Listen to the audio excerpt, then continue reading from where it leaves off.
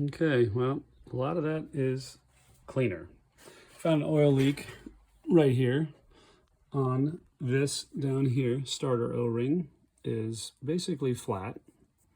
And so I'll be replacing that. So that was causing an oil leak to come through here. I think maybe the oil pressure sensor might be leaking too, but cleans up pretty well. There's a lot of oil residue in there from where the chain is. Not too worried about that, but cleaned up a little bit on the bottom here, and doesn't look too bad. But I think we're going to pull this thing, and that way I can grab the carbs off and kind of make an engine mount stand or something, and then maybe even pressure wash it, because I got to get way inside here on the fins.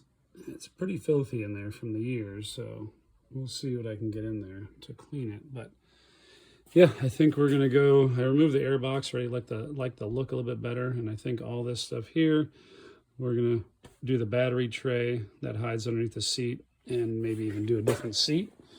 So next would be to come over here and possibly pull the clutch cover off. So see what's behind that. I noticed the Kickstarter is a little bit loose, which who knows what that is, but yeah, it's getting there. And then the other day I was push starting this thing with the switch up here, no problem. All of a sudden the switch doesn't work.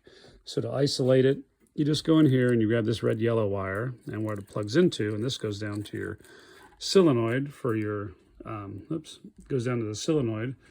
And then if you just jump that in here to ground, it'll kick it over. And that's exactly what it did. So I know that from here, going back into the harness up to the switch is bad.